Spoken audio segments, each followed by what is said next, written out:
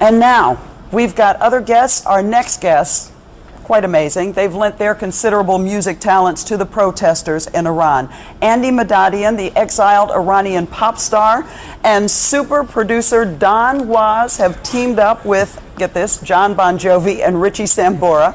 They've recorded a new version of Benny King's Stand By Me. So before we bring them on, let's take a look at this music video that's turned into a YouTube sensation in just the last week. And I saw you kind of snapping your fingers, a little dancing to the beat in your seat. Yeah, I saw that.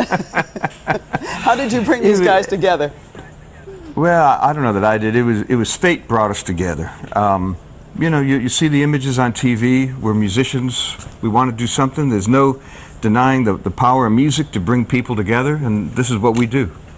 It just kind of fell into place.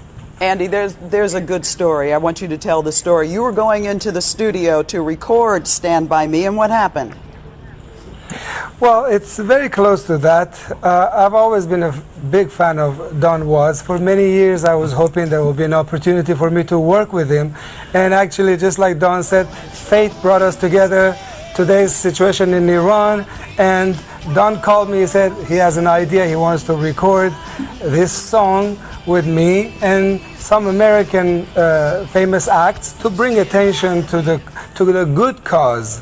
And suddenly, like Don said, we're in the studio and everything comes together magically, and I'll let him explain the rest. We walked in, and John and Richie and their producer John Shanks, they were just sitting at a table having lunch, and they asked what we were doing. They're old friends of mine, and we explained it, and they said, "Let's do it right now. We're with you." It's highly unusual for things to work out like that. 4 hours later, we had a record and a video.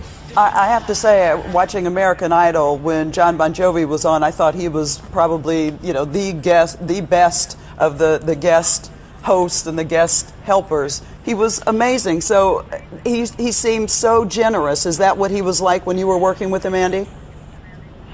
I can tell you this, he is one of the most gracious, and I was just blessed for the opportunity. Wait a minute, how did you teach him to sing that opening part in Farsi, though? Well, first, how much Farsi did he know before this?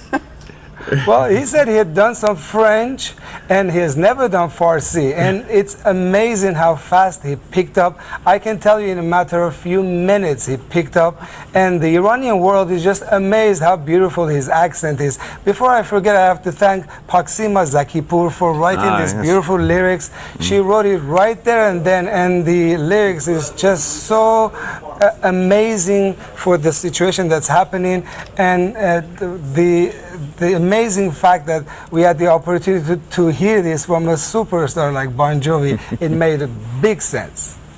What do you feel? You're an expat. What do you feel watching from so far away what's happening in Iran?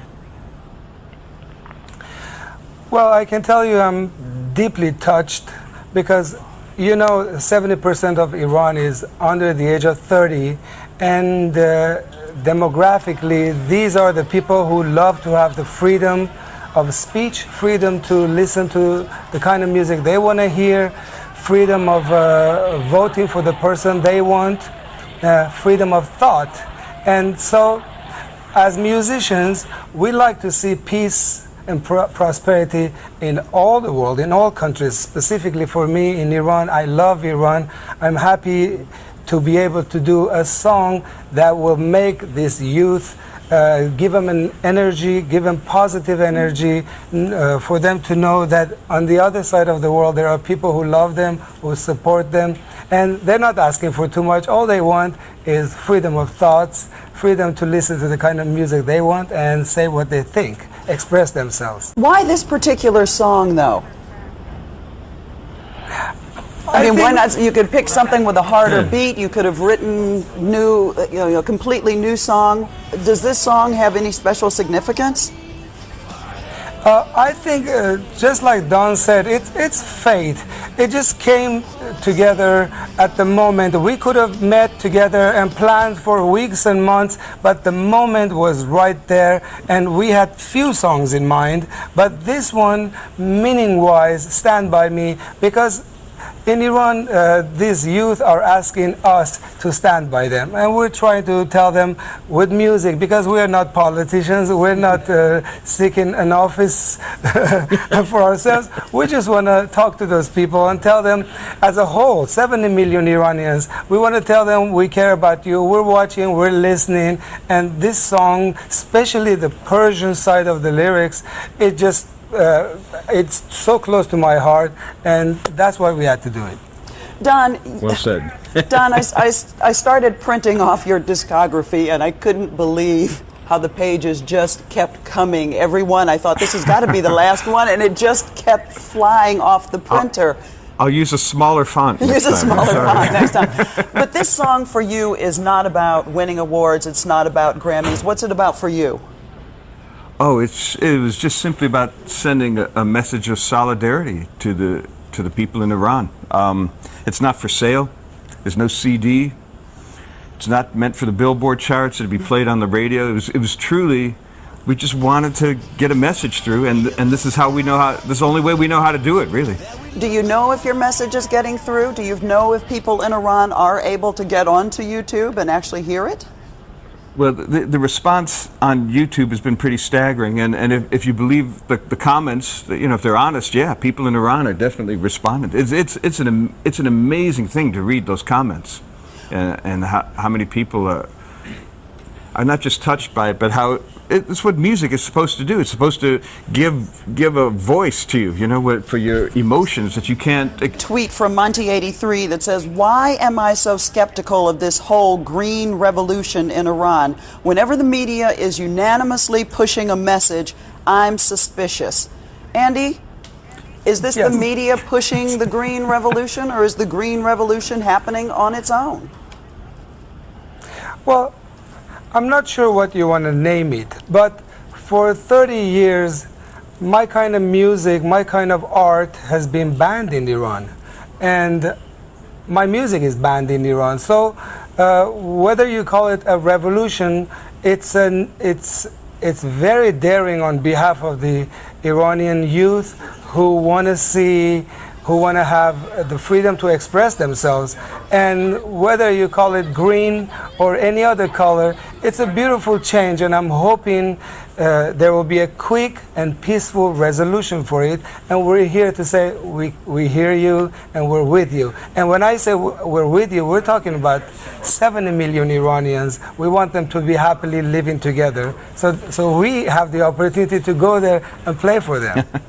Well, I've got another tweet from Margie. Have the heroes of the '79 revolution become those they wish to oust? Is that who they're trying to get out? I mean, the last time we saw people taking to the streets in Iran like this was 1979. Are these the people that they now want to push out? Andy? Oh, you're asking me? Yes. Well, it has a very lengthy answer, and I'm really not prepared to go into the politics of it. I can only tell you that this regime does not like the kind of freedom of expression as far as art and culture goes the way we like it here. And it just seems like that the Iranian youth would want to have a piece of what we have here, which is the freedom of art and culture the way they see it, the freedom to express themselves. And I'm not sure if they try to get rid of the government. I just think they're seeking for a more free atmosphere so they can listen to the kind of music they want, put up the play they want, make the movies the way they want to make it, and be able to express themselves. So I'm really not sure whether their idea is to revolution and get rid of the government. Yeah, Don, I think it. jump in there. Yeah, go ahead. Don, you're an old rocker from, not old in age, but you're an old rocker from Detroit. You remember the civil rights Yes. movement. Is this reminiscent of that for you? Well, that's exactly what I was going to say. To me, it's much more reminiscent of that. It's not about overthrowing a government. It's really it's about human rights, and it's also about a youth culture coming into its own. The other song choice that we had was "Times They Are Changin'," which is a great song, an anthem from the '60s, which is not a protest song. It's not an anti-Vietnam song. It's about the cyclical nature of youth becoming the dominant group and then having to get out of the way for the next group of youth. All So right. Well, I'm hoping it's very that the two of reminiscent, you will get to work together on that, and we look forward to Right. having many more songs. There are many more protest songs that you need to get out to Iran, and we're looking forward to hearing them. Andy Madadi and Don Was, it's been a huge pleasure for me to have you on the show. Thank you so much for joining us today. Thank you very much. Thank you for having us. And we'll say goodbye to them. That's all we're going to have time for today, but we will be back tomorrow at 11:30 a.m. Eastern. Thanks for joining us today on the Nightline Twittercast.